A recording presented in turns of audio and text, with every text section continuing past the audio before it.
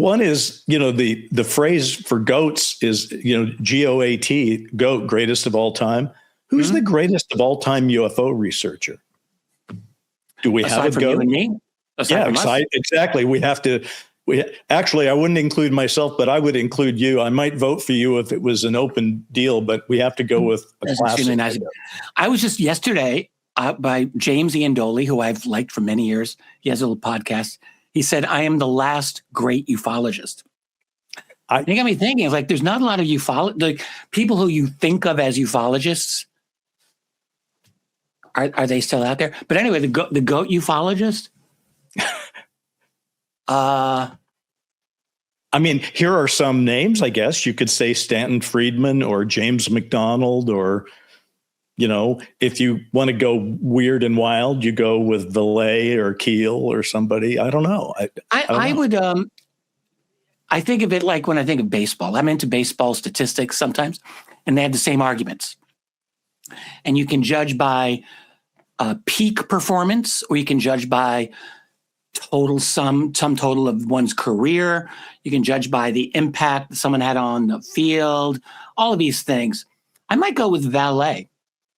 Yeah. I think of Valet, not that I agree with him on everything, because I don't agree with him on everything, but in terms of sheer intellect, he's got to be up there.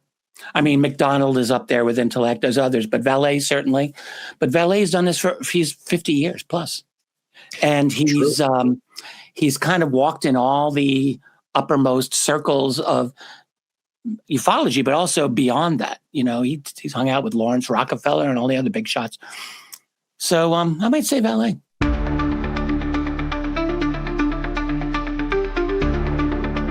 This is Need to Know. News, context, and analysis about anomalous phenomena. Here's some real talk from two authors who literally wrote the book on disclosure. From New York, Richard Dolan. From Los Angeles, Bryce Zabel. Let's get started. The only issue I have with Valet is that he's sort of, I want him to be more conclusive. I want him to sort of tell me a little bit clearer what he thinks is really going on. You've spent his lifetime researching it. I want to know a little more. I didn't know James McDonald's work intimately. I'm aware of him and how incredible he was. Well, McDonald wrote no books. He wrote a couple of papers, and he had a massive impact for while he was alive for like 5 years or 4 years. Like he actually, because he was involved from like the mid 66 really until 1968, 69. And then he kind of got out, and then 2 years later he killed himself. Yes. So I think we're going to sadly remember him, but also like let him go away. I think a couple others, Stanton Friedman is many people's, but and again, I knew Stanton well, and I know knew Stanton well.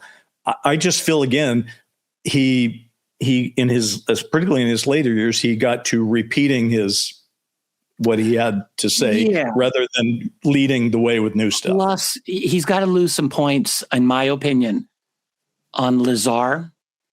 Right. And just in general he had certain rigidities in his willingness to go certain places and not others. And so I think he has to lose a little bit. I think for that reason alone, he can't be considered the GOAT.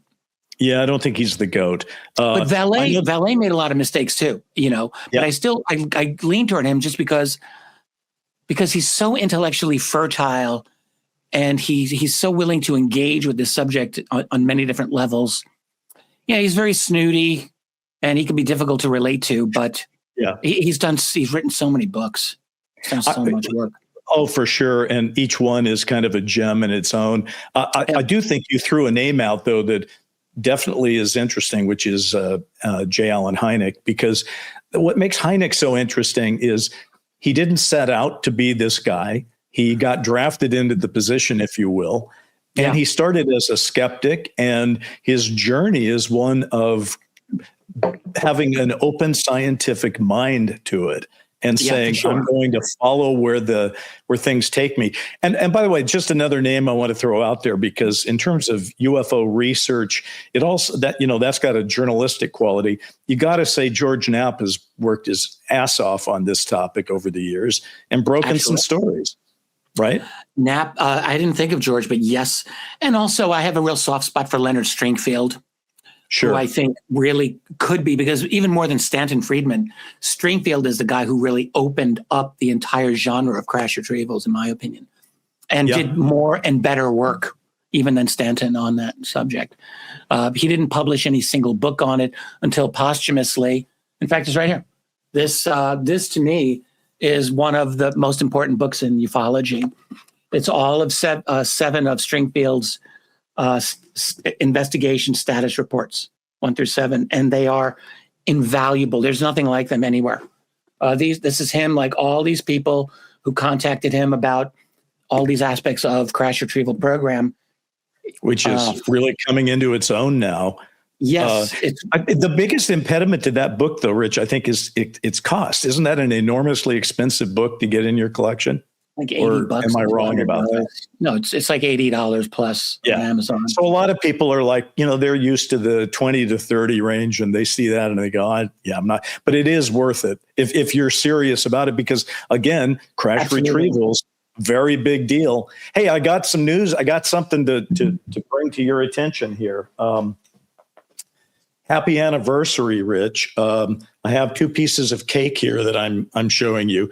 It's been 1 year to the week since we have started doing Need to Know together. And, oh my God. We've only done, no way. It has been. And we've done 10 shows, which isn't even quite one a month, but we've been consistent. And the problem is, I would love for you to share this cake with me, but because we're virtual, I can't. I'm going to have to eat your cake. Eat it for me. Yeah, I need you. Now, here's the other thing. Tomorrow, I turn 64 years old. Tomorrow is my birthday, so I will consider that a slice of birthday cake. Thank you. Well, in fact, it is birthday cake. Let me tell you that story. This is we didn't even plan this, folks, but boom, here we are. First, happy 64th birthday, because of course, When I'm 64 is that fantastic Beatles song written by Paul McCartney that everybody who ever turned 64 has to pay attention to that one. But here's the birthday connection.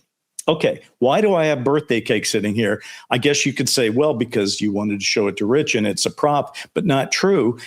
My son just celebrated a birthday this weekend.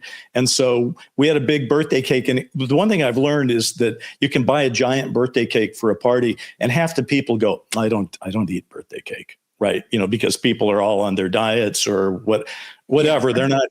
So I had some leftover birthday cake, which I do eat. So I've had a couple of these pieces. But what's interesting about it, on the day of my son's birthday, with no warning, no notice, no nothing, 200 goats were delivered to the hill outside our house, outside the fence of our house, for everyone to watch. And we should be looking at some of those images now. And you can see these are like, it's sort of like goats marauding across the hill. And they're there as part of brush clearance. But what was so great is they get delivered to this birthday party. And everybody is oohing and awing, sort of like they think it's the equivalent of, instead of Bryce getting a pony, he's gotten 200 goats. And it was the greatest thing. It's just so great because it's so environmentally helpful. Are we going to show this, or did we already? We are looking at it right now as you were talking to me. So pretty amazing, right? Yeah. It was interesting to talk about the real goat, the greatest of all time, for that. I had one other weird thought, though, Rich, while I was watching these goats, and I just wanted to run it past you. Because I think, once you start doing what the two of us do, you sort of fall into that thing where it's like you try to just have a good time most of the time. But sometimes these thoughts about UFOs and UAP and aliens and NHI just won't leave your head. So I'm watching these goats, right? And I should just be enjoying the birthday goats, helping to save my house from brush fire season. But instead, there are 200 goats. There's one goat herding dog and one man who is the goat herder who put the 200 goats on my hill. And I start thinking, those are 3 very different species, but they're all working cooperatively together. And isn't that lovely and nice? But then I thought also, what if we're the goats? What if there is an NHI that is as far advanced from us as we might be from goats intellectually, and yet the goats are still doing a nice job. It's good that the goats and the humans are working together. I mean, one of the ontological shocking things about disclosure may very well be our realization that we're the goats, and not goats as greatest of all time, but goats as just like we're the goats that clear the brush. I mean, weird thought. Your thought was a lot more profound than mine. What was yours? My thought was, I was thinking, well, you got 200 goats out there, so there's got to be, is there a greatest goat? So that would be the goat, and then there is their greatest goat herding dog. He's a goat dog, and then you got the greatest goat herder, the goat herder. Like that's how my bizarre mind went. But your thought was far more profound, and I'll just say this. I was just thinking about this. There's a Soviet USO thing from many, many years ago. And I think Soviet submarine commander or someone made this remark. He said, yeah, I think these aliens that are in the water, they look at us the way that we look at the fish in the sea, which is very similar to what you're kind of suggesting here. I tend to think that you're probably right about in that speculation. I think that they can recognize that we have a couple of things in common with them, which is the ability to do like some level of mathematics, and we have some science. We have, in other words, abstract thinking, symbolic thought, which I have to assume that they must have. That we have a society that can communicate now, especially large amounts of digital information through a fairly large bandwidth. But I have to assume their bandwidth is vastly greater. So I think it's probably orders of magnitude that we're like, if you think of it this way, wherever they come from, if it's another planet, if it's another dimension, whatever that would even mean, they have to have mastered what we would call space-time metric engineering or something like that, which means that they can manipulate space and presumably time. And if they can do that, then their science is doing things that I don't think we really can conceive of at the moment. Maybe we can conceive of it, but we can't engineer it.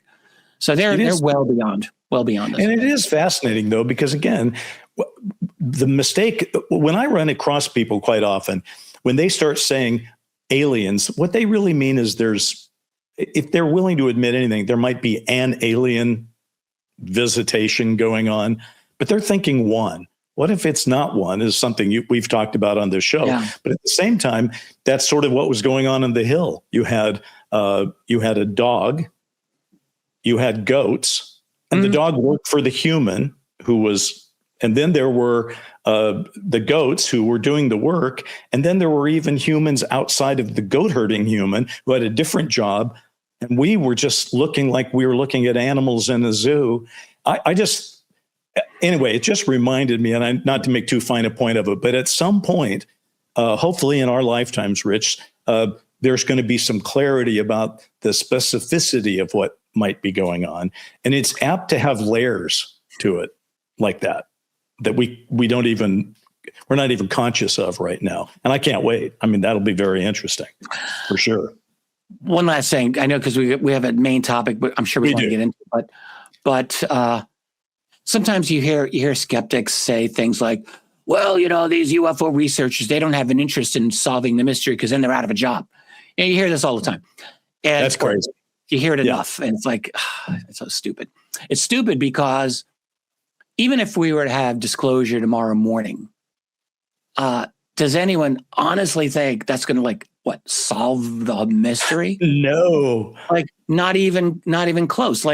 There are aspects to this phenomenon that no amount of government disclosure is likely to resolve.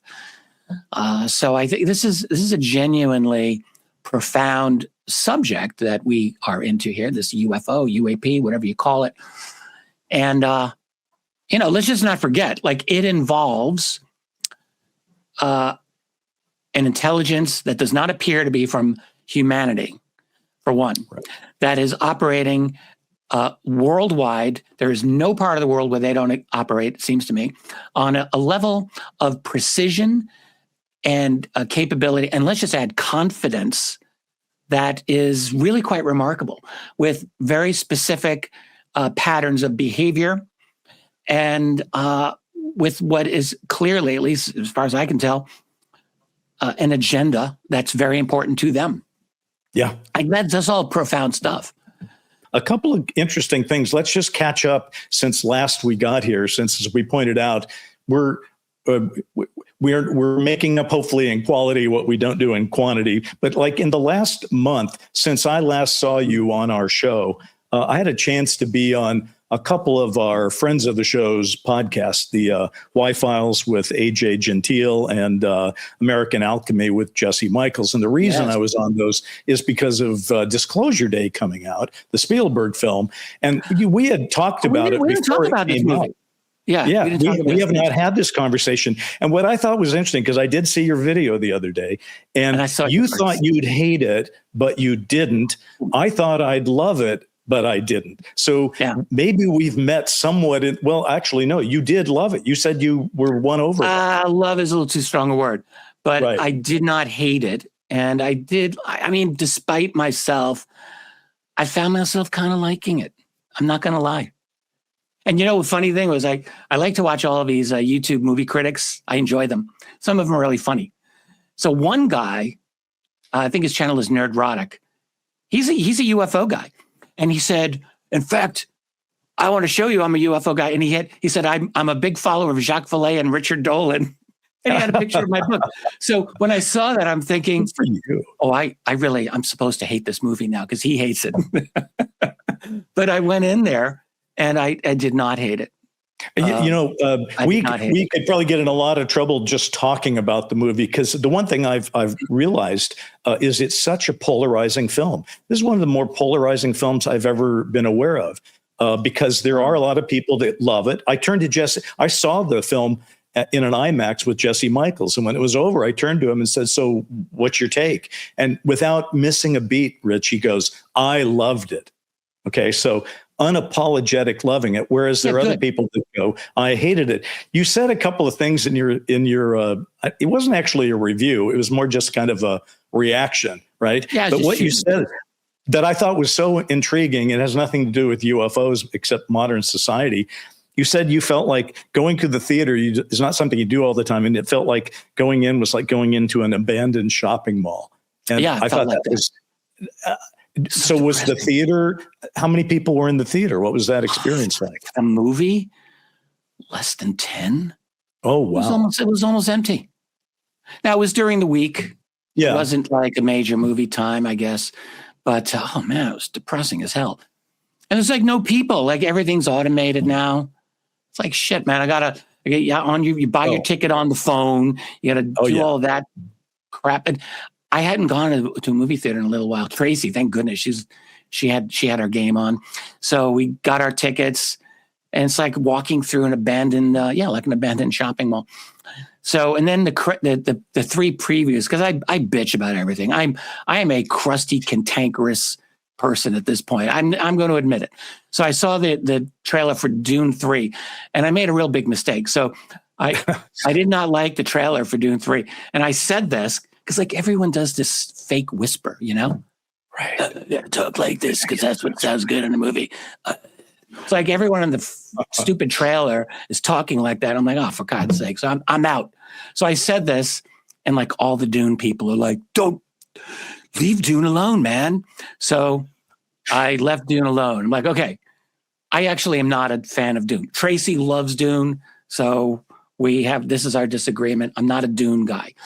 Whatever. Then I saw the trailer for Spider-Man 3, was it?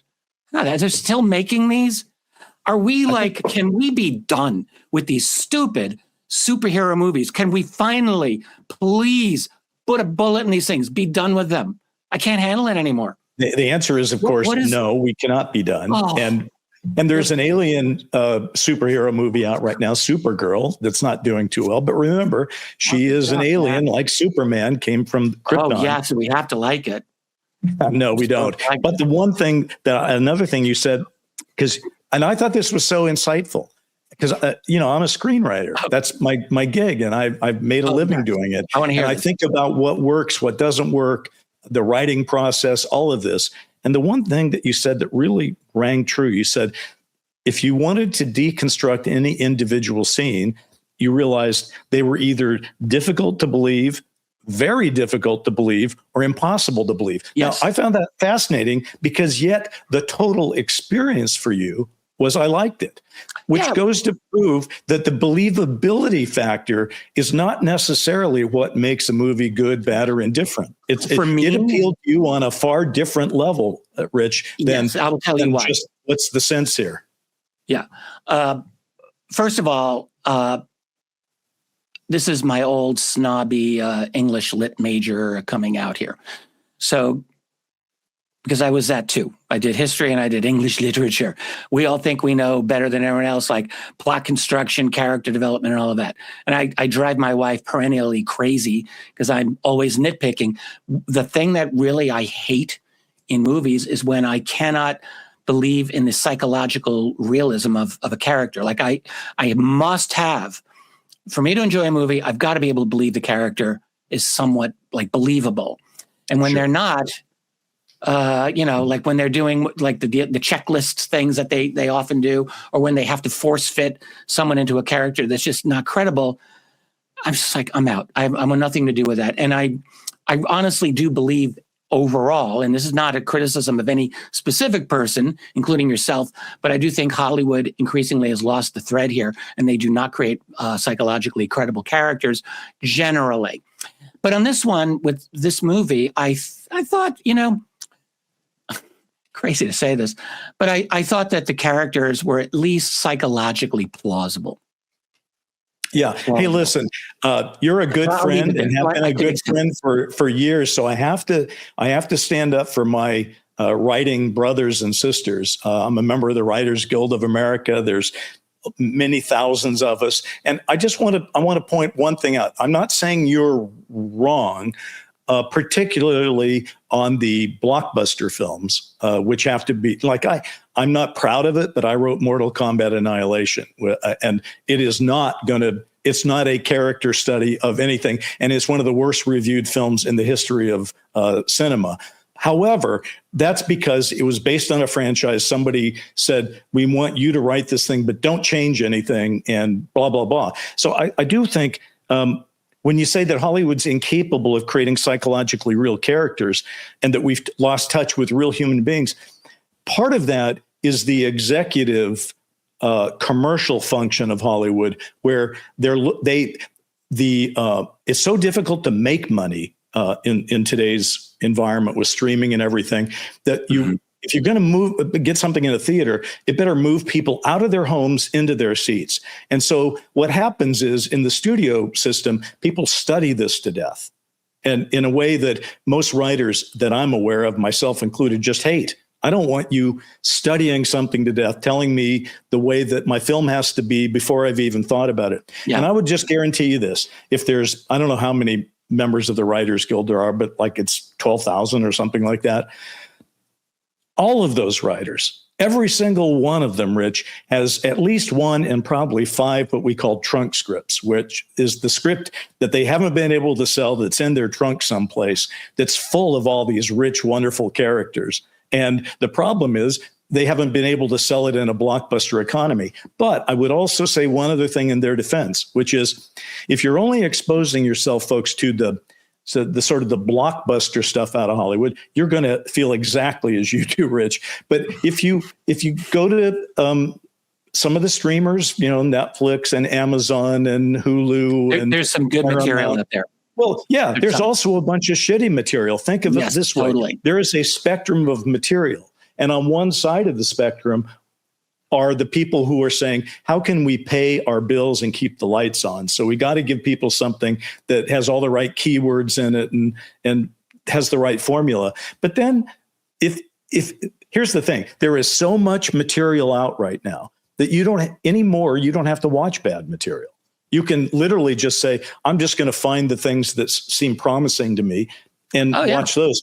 And that's good. I think that's when I run out of stuff, I'll probably requeue Breaking Bad and then Ozark. And I mean, I love those shows. I can always dust off Godfather. And remember, Rich, back when you and I were young, and now I can say this because you're 64, but back when you were a younger guy, you were watching TV probably with your parents in a 3-network environment, right? Mm-hmm. And so what happened when people were watching things back then, their choices were go to the theaters, but people have always had a hard time going to theaters. It involves money and cars and babysitters and all that stuff. So they would sit at home, and what would your family do and my family do? We would watch the least objectionable programming. So you got 3 choices. You watch the one that sucks the least. And that's what TV used to be. Now TV is the opposite. It's this gigantic smorgasbord where you can't even figure out. My wife, and I'm sure you and Tracy do this. Jackie and I will be zapping around on TV going, does that look good? I don't know. Keep going. And we could go an hour looking at trailers and at the end of it go, I don't know, let's just go to bed. Oh, yeah. Right? Same here. It's crazy. My house growing up, we went from Sanford and Son to Love Boat to John Wayne reruns. So basically, yes. You're just going through one other thing that happened in the last month, besides you and me seeing Disclosure Day to varying degrees. And by the way, I didn't hate all aspects of Disclosure Day by any means. There were some issues. It's a long car chase, that kind of thing. You've heard all the things, but I'll just say this.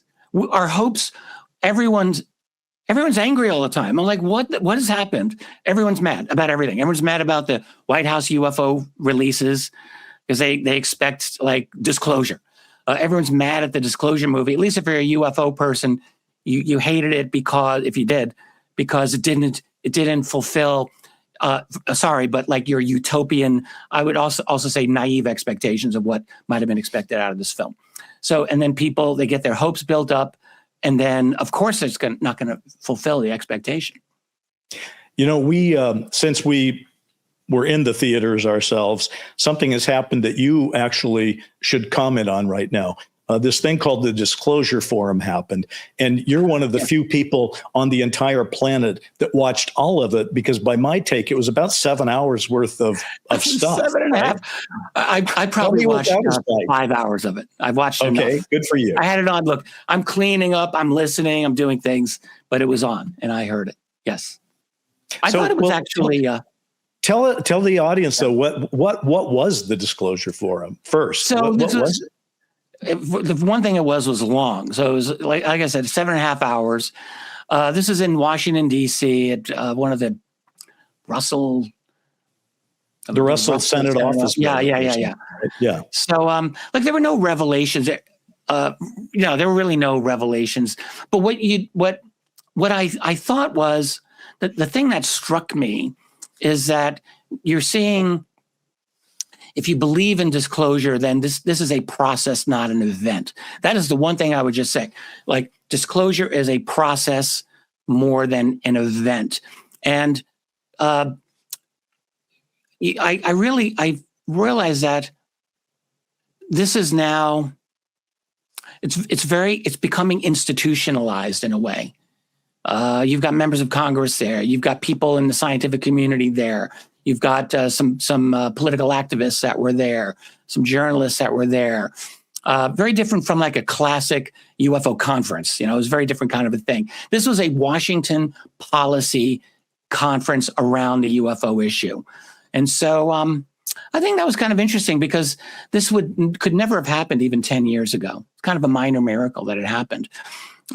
Now, I've heard people criticize it because they thought it was far too conservative, which, yes, you can criticize it for that. But you got to keep in mind, these people, they're not coming in to blow up the room. They are government or ex-government people. They believe in the system. They believe in the establishment, as far as I can tell. I'm sure that my politics are very different from the politics of many of those people there. But the fact is, I think they're going as far as they feel that they can go in talking about the reality of this phenomenon, which is what they were doing. A guys like Christopher Mellon, he's saying there is very important data that is locked behind layers and layers of classification within Air Force and CIA, and he mentioned the Department of Energy. I'm like, yes, right on. No one really talks about that enough. So, he and others just said there's ongoing military encounters. This is not stopped. There's sensor data that's missing. Where is it? Mellon has been talking about this for quite a few years, actually, particularly, as I recall, in relation to the Air Force. So I guess all I'm saying is that there were important points that were made. It was easy to lose sight of them in the space of kind of sometimes a boring sounding 7+ hour public event in DC. I mean, that's going to happen. They talked a lot about whistleblower protection as well, as I recall. And I think if you're going to do one thing for disclosure, I would think whistleblower protection would probably be the most important thing you want to do. And I think it's right to push that. So, it was fine. It was good. I'm glad they did it.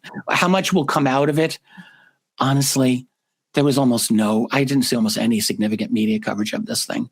I don't know, did I miss it? Absolutely. Although I would just wanted to say one thing. I'm a big fan of Christopher Mellon because he is, he can be a little dry because he's burrowing in on this policy stuff, which is so important. And just to give you an example, I got a call last week from Dr. Phil's people asking if I would be on a show with Christopher Mellon with Dr. Phil, because I believe they think with Christopher Mellon, they have the steak, and with me, they're looking for sizzle or something. I don't know what they're looking for, but they're trying to, which I think I took as a really positive thing. In other words, they are willing to listen to the policy. Now, listen, I'm not even going to get into Dr. Phil positives or negatives, but it is kind of interesting that Mellon is accepted in the mainstream, and he's a very calm, discerning voice about the political. Is Dr. Phil's show truly mainstream any longer? I mean, I don't know where is he? No, it's not. No, it's not.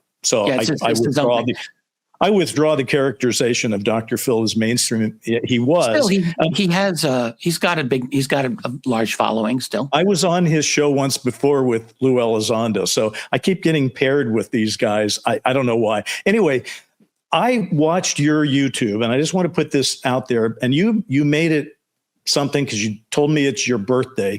So now I have to say this. I'm reading. I watched your YouTube, and then I started reading the comments because I thought, well, it'd be interesting to see what people have to say about what Rich is laying down about the disclosure forum. And the one that really stood out to me was a guy just made this very, very simple statement. He said, quote, "The problem with doing disclosure so slowly is we're wasting time, and I don't have any more time." And I thought, I can relate to that because people have said that historically. Going back to the GOAT of ufology, Alan Hynek felt that way, right? Why won't they tell me even now some of his last words? And Stanton Friedman, I was adapting a movie about his life, and he was like, well, can you hurry up and get it made? Because I'd really like to go see it, right? Things don't move fast enough. And the thing is, I understand the cautionary note, like, hey, this is going to take a while. And I certainly understand that, right? But I also understand the inflammation it brings to people to have to hear that, because they're going, for crying out loud, guys. Just give us a simple confirmation. Just say, yeah, it's real, and the rest of it's classified. So we'll get back to you or something. But the needle, we have these events like the Disclosure Forum, and I think there's something else going on right now. Dr. Avi Loeb just was chosen by the Office of the Director of National Intelligence to lead this new organization. And I'm just like advisory group. Yeah, what's going to come of all this stuff, and what does it take to sort of kickstart it? I think that's the frustration people feel. Yeah, I hear you, but I mean, there's a lot of ways I could respond to that. I guess, look, I, like you, probably like almost everyone listening, I'm going to assume, think that we're better served by having honesty about this subject out there. A recognition of the reality that there's non-human intelligence operating these craft. And maybe that'll happen. But, I've always felt like you can't, think we talked about this when we wrote our book years ago. It's like, how do you tell someone like, I'm a little bit pregnant? You really can't. Like, you're either pregnant or you're not. So you're going to have a disclosure, and it sounds great for a government to be able to say, yes, this is real, the rest is classified, sorry, you're out of luck. Like, I doubt that that's going to work. I just don't think that that would be easily attainable. And so I think there would be a tremendous amount of pressure to reveal more and more and more information. And that may not even be bad as well. However, even under the best of circumstances, like, we have to just recognize, okay, for our own intellectual honesty, that disclosure is going to be highly disruptive if it's actually a full and true disclosure. And none of us really know how deep and how profound that transformation will be, or how disruptive it would be. For example, weapons, okay? Yeah. Like, that's one thing. So, like, if the government were to say, okay, aliens are here, so that doesn't mean that they're giving up any technology, but it may not be difficult for people to infer certain things, that certain types of weapons are possible. And it might not be difficult for some of this stuff to leak out if someone knows how to get it. So, like, stuff will come out. And I don't know. I mean, we pretty much have a good idea that you've got various nations probably in a secret weaponization of some of this tech, whether it's America, Russia, China, who knows who else. So there's a possibility, to be fair. Stanton Friedman used to talk to me about this. This is why Stanton, for all of his prominence in this field, I don't really feel that you could say he was a true disclosure advocate. Because every time that I talked with him about this years ago, he would always bring up the fact that we engage in tribal warfare all the time, and we would probably weaponize the technology, and it's probably not a good idea. That was Stanton's opinion. Yeah. So it's you could agree or not with it, but it's not a completely illegitimate point of view. And then there's just other disruptions that we can go on and on about this. Yeah, you've actually segued into our next segment. And I would only put this out there. You and I have been having this conversation for 16 years now, and we'll probably have it another 16 years, knock on wood, right? And I look forward to that. And again, the one thing that you can always say, though, is it kind of depends on what's disclosed. If you actually disclose, yes, they came during Roswell and they're gone, and all this other stuff is nonsense, well, or our stuff, then I guess you could that might not be as terrifying as they're here now, and there's lots of them. But anyway, it would not be defensible. Right. I want to shift gears for a second, because there's something that I haven't talked about on this show yet in detail. You and I have just skirted around the issue a couple of times, and it's this. I told you I did those 2 podcasts, and on the Jesse Michaels American Alchemy, toward the end of his show, he just out and says, well, what went down with you and Coulthart?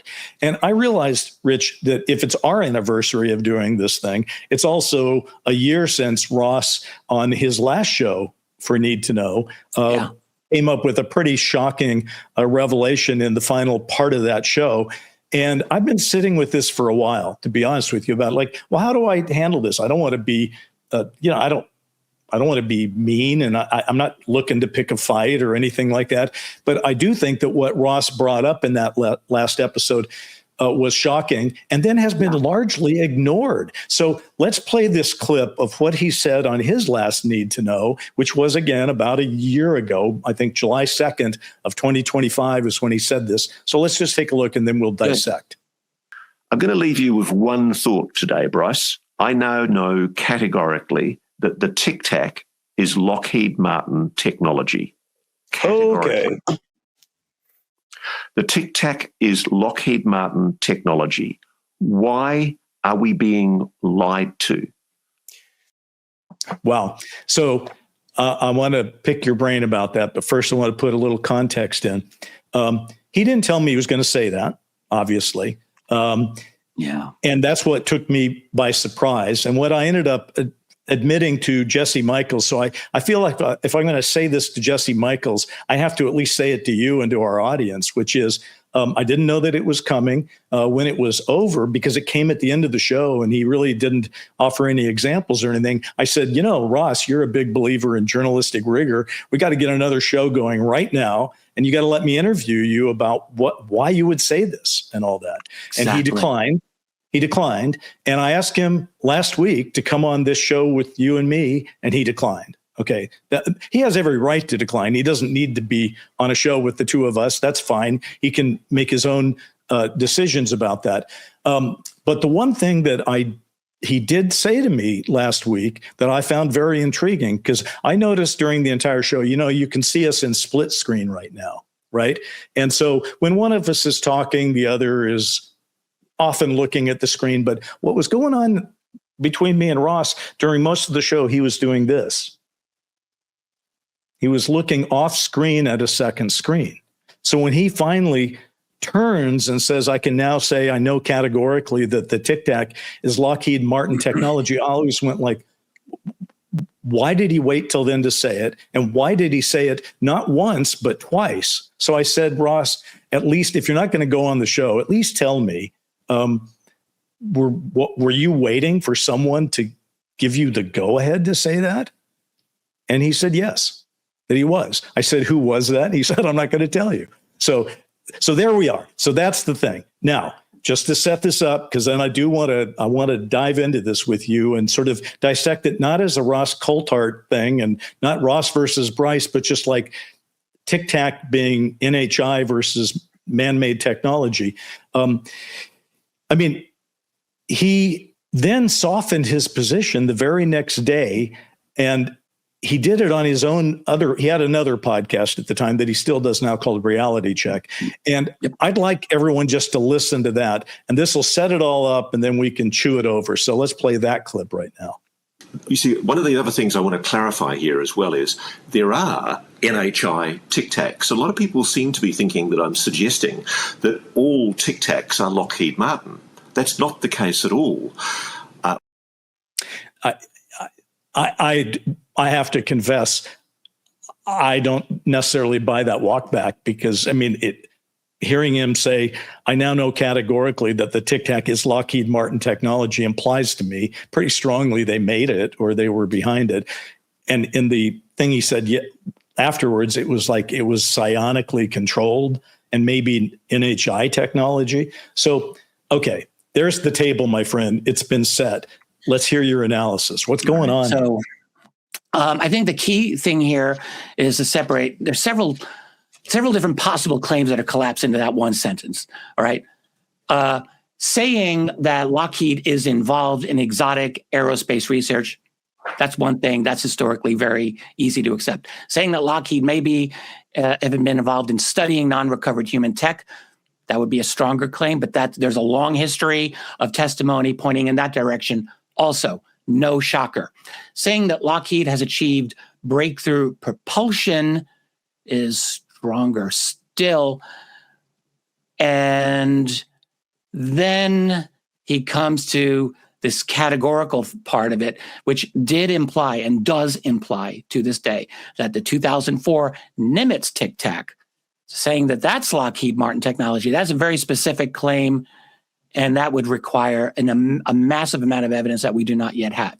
We would need, and there's no logic to that as well. You really would have to ask a lot of questions. Like if someone who's the person who signed off on having 2 weeks of operation of these multiple anomalous craft? By the way, let's keep in mind, you have Kevin Day's testimony and other people saying that for 2 weeks prior to the encounter with Fravor and Alex Dietrich, that you had multiple cases of these multiple objects loitering over military exercises of the Nimitz carrier group in the Pacific.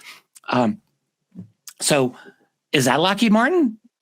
Like, to say in public that the Tic Tac is Lockheed Martin technology, it strongly implies that is what you mean.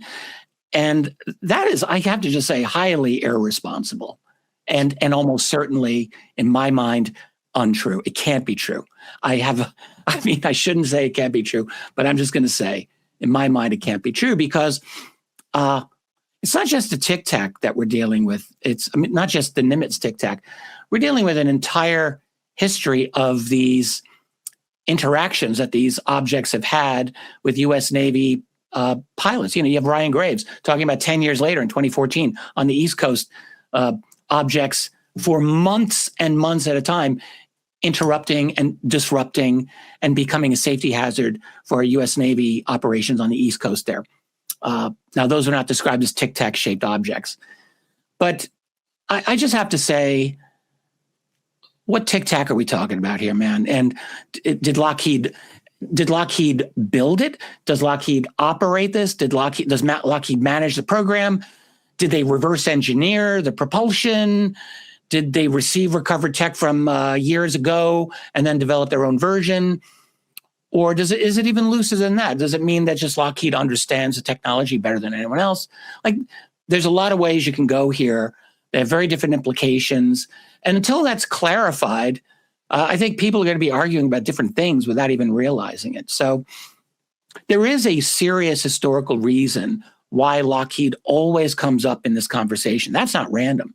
I mean, I'm going to stop here, let you jump in, but they have a long history of probable interaction with UFO tangential things. I mean, right down to Kelly Johnson and Ben Rich, both of whom we know for a fact were deeply interested in the UFO phenomenon.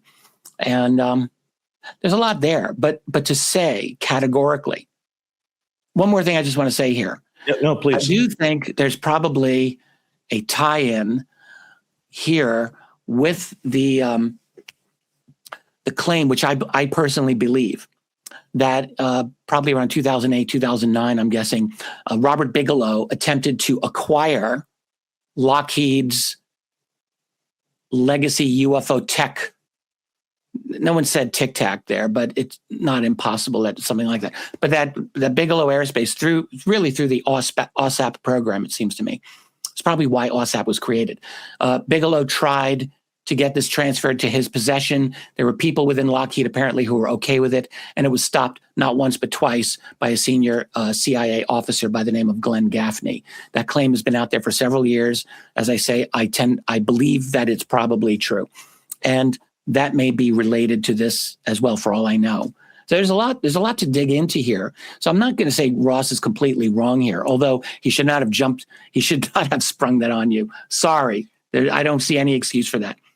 Well, I appreciate you even saying that, but it's at this point, it's immaterial to the discussion of whether they're man-made or not. And I move on. And I would say this, just like Ross is a fine guy. I enjoyed my association with him. I learned a lot. I worked with him for 3 years. It was just a fine thing. But I have to say, in trying to research this, Rich, I found that this whole idea that the Tic Tac was Lockheed Martin technology, or even psionically controlled by God knows who, working for Lockheed, and what craft would that be? It seems to have disappeared a little bit. I haven't found. You would think when this happened a year ago that this would have sent ramifications of people wanting to follow this up. I haven't seen real hard evidence of that. And I would welcome, by the way, Ross onto this show anytime. I would love a three-way conversation where the three of us could kick it around and shed more light. I'm not interested in shedding heat. I'm interested in shedding light. Okay. It is obvious to me as well that if the Tic Tac was man-made or operated by men and was something else, that would be almost as shocking as the NHI explanation, because that would mean a technological evolutionary step that would probably change the world just by itself. And honestly, if it was operational Lockheed Martin technology, I keep thinking it would be used in Iran, or if the Russians had similar, they would have used it in Ukraine. There's just a lot of markers that don't quite lay up. But the one thing that I would say is that Nimitz case remains such a institutionally strong case among UAP cases. It has firsthand Navy testimony. It has radar visual confirmation. Even the Department of Defense and the Navy have clarified that it was a real event, and those videos are authentic. And at the end of it, there is a human factor to it as well.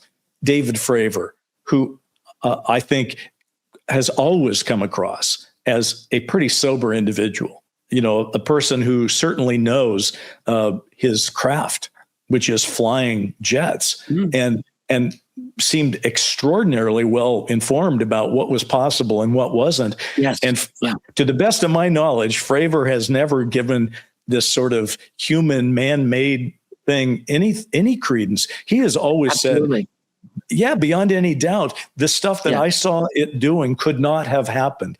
So I'm kind of at sea on a couple of things. Just the sheer possibility of it happening is disturbing, if that was the case, because that would mean sort of this blue on blue kind of stuff where we're allowing to be flown near our people without telling them this stuff.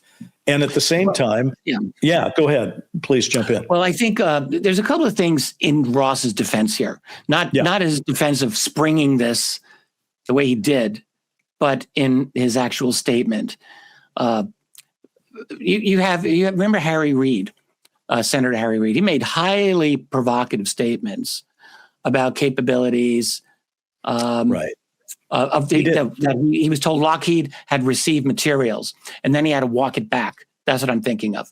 You have Eric Davis talking about legacy aerospace corporations. I don't know if he mentioned Lockheed by name, but I think it's a very obvious implication, and crash retrieve programs and things like that. But I think the strongest argument in favor of Ross's claim, it's not that he said it, it's historical plausibility. Like, if recovered technology entered the classified corporate world, Lockheed would have to be one of the most plausible places for it to go.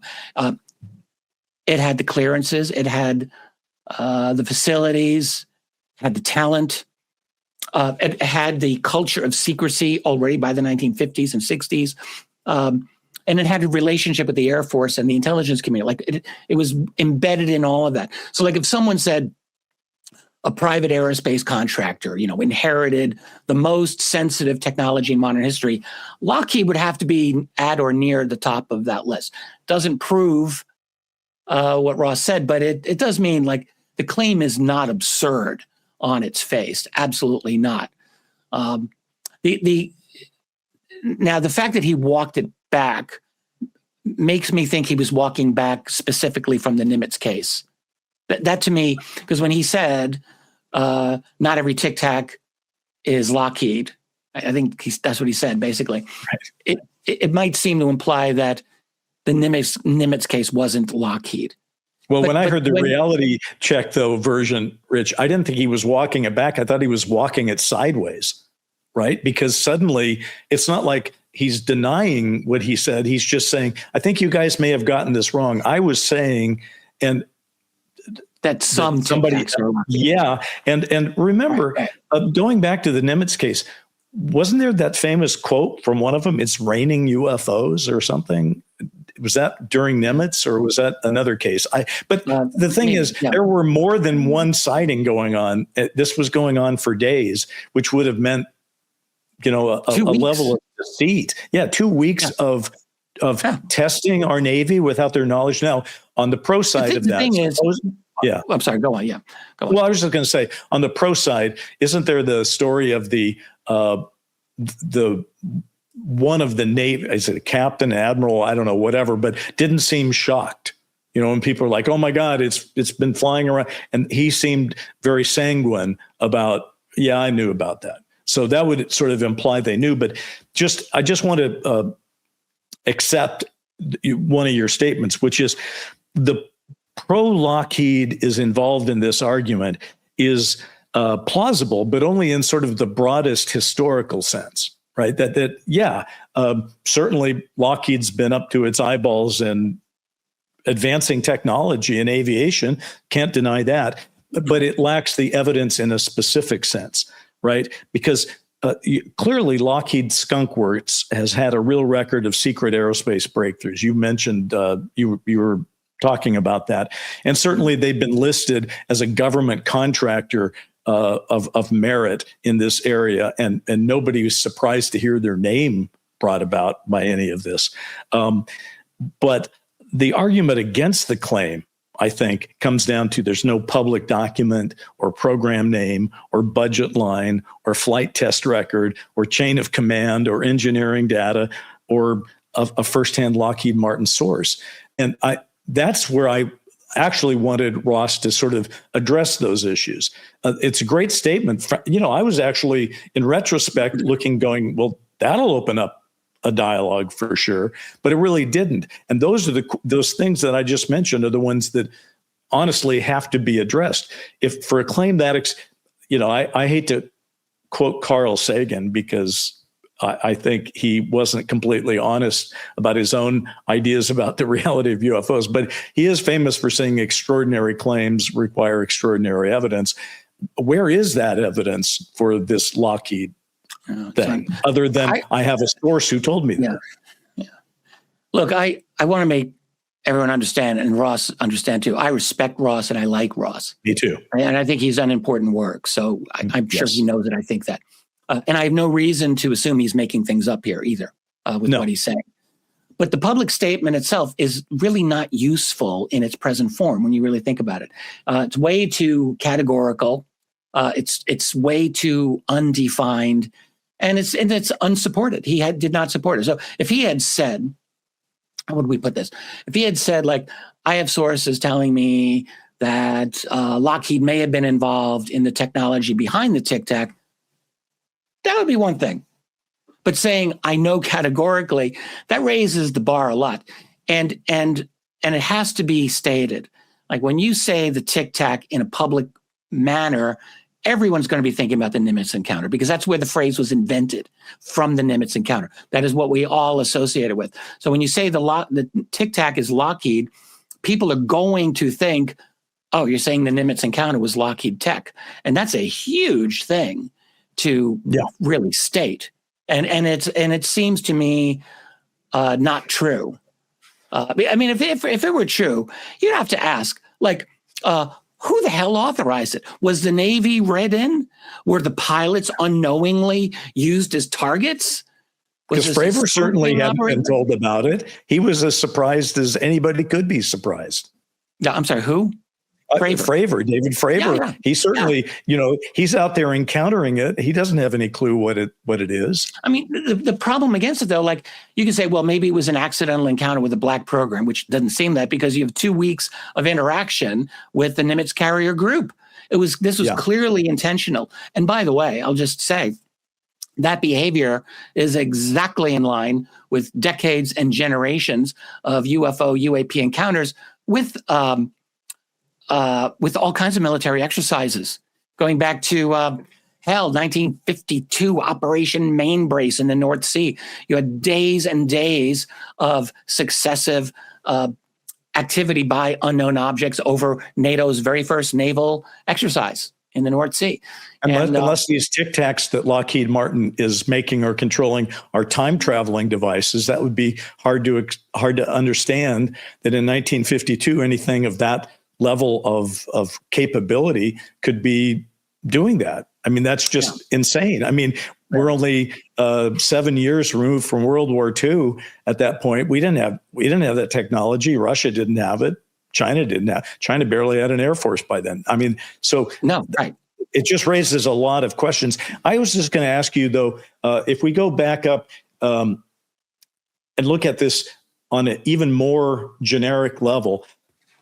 Aside from Lockheed Martin specifically, what would you say the arguments are or are not for this phenomenon being explainable in large part by man-made technology? Because that is something that people who are skeptics, whether they be like the Wall Street Journal, or skeptics on X or whatever, they tend to fall back on that saying, you guys just don't get it.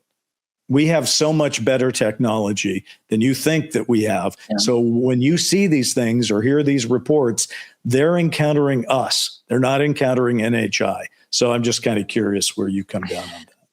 I wonder about this frequently, of course. The biggest obstacle I run into, well, there's a couple. So one, you'd have to throw out every single claim of every single person who stated that they saw a non-human entity. And that's not the majority of UFO cases historically, but it's enough of them to at least give you some pause. But the main objection I would have is the sheer quantity of these types of cases. I mean, we are talking about an infrastructure that, if it were fully human-based, I can't even begin to imagine how massive it would have to be. There, you have sightings being recorded around the world in every part of this globe, literally every day. Literally every day. I'm not saying every one of those is a genuine alien craft, but I would encourage people to just look at the various databases that are available of raw reports. You can start with the National UFO Reporting Center. It's publicly available. MUFON has a very large database too. Some people can get access to that. And there's an enormous amount out there. There's thousands and thousands of sightings every year. Most of them are not that exciting, but I would actually say, people like to say 5% or less. I would go higher and say probably 1 out of 10 sightings that I read at random. Usually I'll just say, oh, wow, that's interesting. Can't say that's proof of alien craft, but there are some interesting cases out there.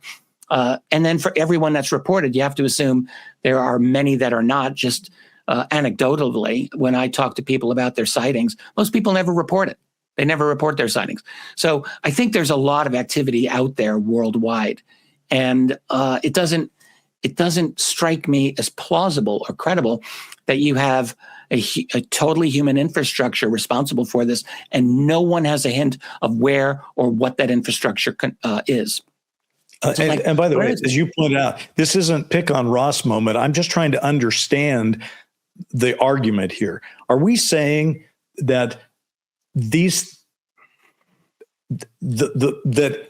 seems to be saying and is saying in his follow-up answers that NHI craft, including Tic Tacs, exist, but that somehow Lockheed Martin either has their minds running those things or has figured out how to mimic those things.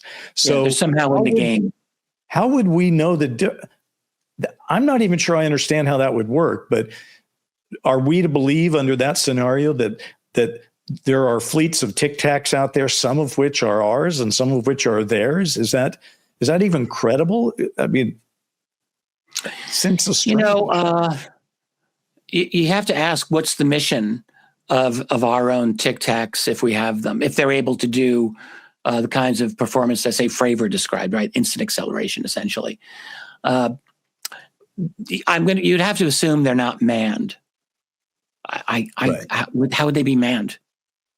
I mean, unless they've mastered space-time bubble around the craft in which you're not subjected to the forces of gravity. I mean, in theory, that could be possible, at least according to people way smarter than us who understand this in terms of physics. Like, you can create a space-time bubble around your craft, and then the incredible acceleration is not supposed to kill you. Okay, well, are we that far along that we figured this out? I'm doubtful, frankly. I'm doubtful. I don't know. I coined the phrase breakaway civilization. I'm on board with the concept that that's possible, but you still have to ask, what evidence do we have to go on that we have achieved? What level can we say that is plausible? And I have a hard time with thinking that we have achieved genuine Tic Tac level instant acceleration. And then you have to wonder, what's it for? You said, well, why not use it against Iran? That's a fair question, right? Why, if the Russians have it, why not use it in Ukraine? There are reasons to keep some of this technology secret. There are reasons, but still, there might be reasons to use it too. I don't know. I just think that one other thing I just want to say about, there's another issue here, and it's uncomfortable like a lot of the best UAP journalists and researchers are going to rely on intelligence sources. Like that's almost unavoidable, right? Like those are the people near the information. You're gonna have to use them. But intelligence sources can also work you. Like they can tell partial truths. They can steer. They can protect one program by revealing another. Like all of that is possible. Like you can move attention from non-human tech to, I don't know, foreign adversaries if you want, or reverse from foreign adversaries to non-human technology. So when someone says, my sources tell me this, like I listen, but I also want to ask, who benefits if we believe this version? That doesn't mean that the source is lying. I don't know that the source is lying. It just means you want to think historically about motive and access and things like that. So, Rich, my Dark Skies partner, Brent Friedman, and I have been doing this other podcast, Soundlight and Frequency, about the guys who said they were from the Office of Naval Intelligence who approached us back when we were doing that show. I only bring it up for this, which is I'm pretty sure that all happened. I mean, I visually saw people who came to my backyard and came to my office and talked to me and seemed to have a good patter down and said things that seemed plausible and all that. And yet at the end of the day, Brent and I, even with decades of ability to look back on it, say, well, it was clearly very real, but what happened? But that doesn't mean that the things they told us were true. It only means that they had a narrative that they were, for whatever reason, somebody said, go out and push this narrative to these guys, which they did. But it doesn't mean that the narrative they pushed, while it sounded very authentic, and I can't deny that it was impressive to have somebody who spoke so authoritatively be saying something. And plausibly, probably. Plausibly, but it doesn't mean they were telling the truth. They could have been disinformation. It could have been half true, half not true. I mean, so I agree that this source thing is a devilment for the whole UAP research community, because we have been held at arm's length from the actual specifics of a lot of this for decades, 8 decades almost. And so as a consequence, somebody else separate from us, whether it's your breakaway civilization or just cutouts within the government and private enterprise, has been working on this thing. And there are people who obviously do have things that they may be able to say about it, but they are working for other people who control what they say and who they say it to. So the whole thing kind of gets back to where you and I were going round and round about disclosure when we wrote our book, which is what is a trustworthy source in this thing? I mean, a trustworthy source to most people, if you read the internet, is like, well, show me, show me the saucers, show me the aliens. Well, I mean, that would be one way to do it. They wheel out a granddaddy alien on Disclosure Day. But I would argue, Rich, if what Spielberg postulated, and sorry about the spoiler, but I think most people that wanted to see the movie have seen it. But if that happened today, I'm not sure people would say, oh, well, that proves it. Don't you think a lot of people would be like, wait a second, that doesn't ring true to me? So I don't know. It's a larger question. I think that's what's interesting about this. Ross is a strong investigative reporter who has a very credible record, and he's excellent at cultivating sources, protecting his sources. He gets new sources because he's strong enough to protect them against the people who demand he tell them who they are. Right. So you got to give him credit for that. But that doesn't mean that we're any closer to being able to say, well, I just have to take your word for it. You can't take anybody's word for anything. You can't take my word or your word. You can't take anybody's word, because you don't know that the people who do know more than we do aren't sharing their work and never have. And that's the problem. Yeah. So I take all of your points there. A couple of things. There was a China angle with what he was saying on this. I think wasn't his larger argument that the United States has made electrogravitic breakthroughs, but that China may have similar tech, and that in fact, he's talking about the drone incursions that show that the U.S. may no longer have the advantage. He talked. In fact, one of the strange things about that episode, for me, was, and for people who viewed it, was the discussion about Chinese drones that occurred on a 60 Minutes piece. Okay, That's and right. normally, Ross is a very facile person. I mean that in a complimentary way. He knows as a broadcaster, okay, I made that point, move on. But he actually had to make that point 2 or 3 times in that show because he was waiting for something, which came with the go ahead on that statement about the Tic Tac. And I don't know what that means for China and drones or whatever, but it is clear that the part of this puzzle that has yet to be answered is also China. Ross, I believe now thinks, as many people do, that there is you wouldn't really call it a Cold War. Well, it might be a Cold War between Russia, China, and the U.S. to reverse engineer stuff. And I don't know where you come down on that. Do you feel that that's an accurate description of where we stand? Yeah, except I look at Russia and China as now they're very close allies. And I would almost go so far as to say that they have a very strong symbiotic relationship with each other. Didn't have to be that way, but U.S. policy absolutely drove them together. I mean, utterly incompetent. And that's both parties, by the way. But so I think, I don't know where they would communicate on secret UAP tech. I don't know. They certainly collaborate on much, much more all the time. Because I think they see rightly that the United States has really got them in their sights and the U.S. is trying to take them down.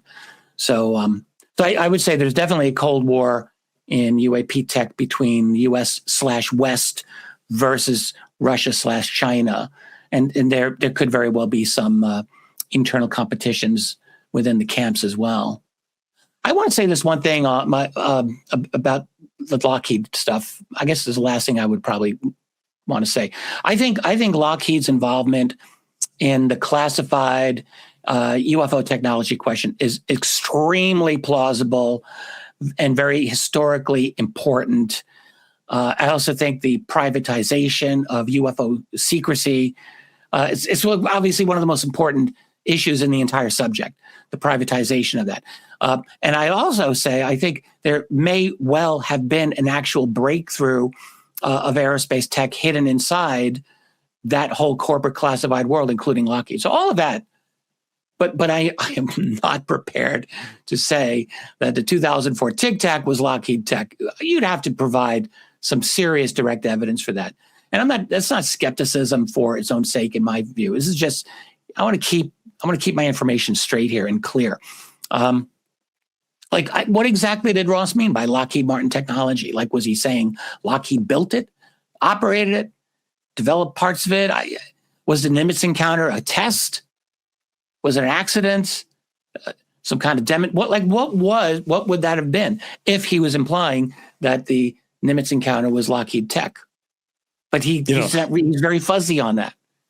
And that he really shouldn't be fuzzy on this, honestly. Like if Ross, if we talk to him, he really ought to be a little more clear on the relationship of, Lockheed has Tic Tac tech and the Nimitz encounter. I would like to hear what he has to say about that. I would too. By the way, I found this note while you were talking.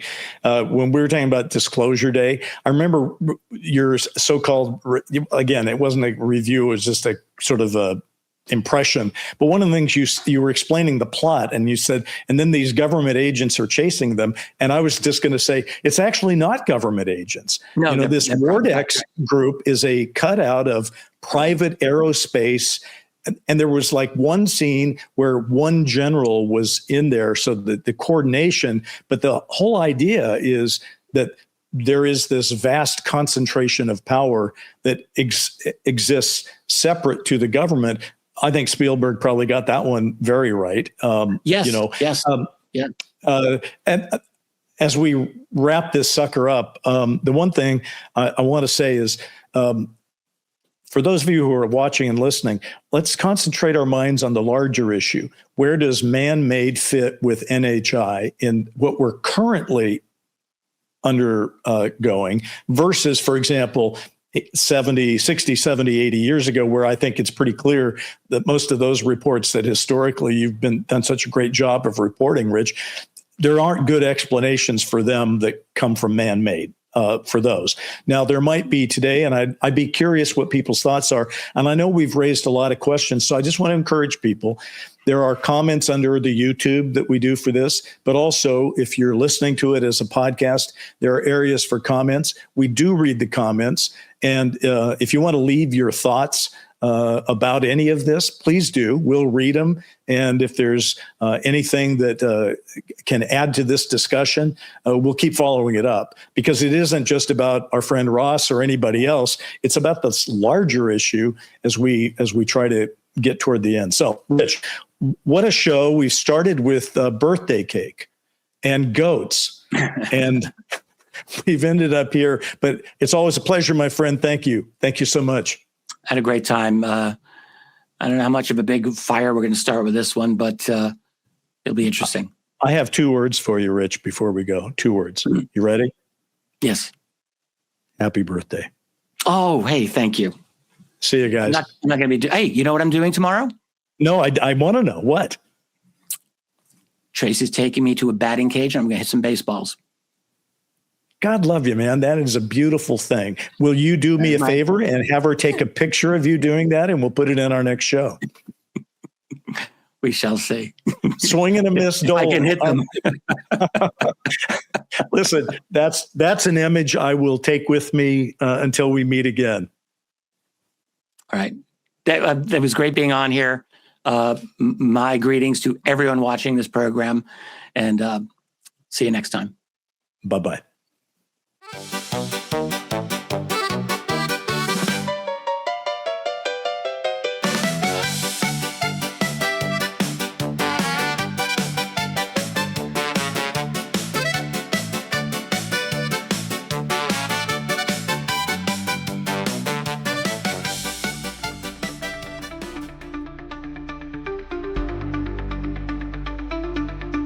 Need to Know is produced by Bryce, Zabel, and Tyler Stevens and is brought to you by Stellar Productions.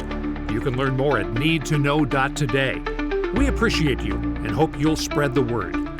See you next time, because these days you really do need to know.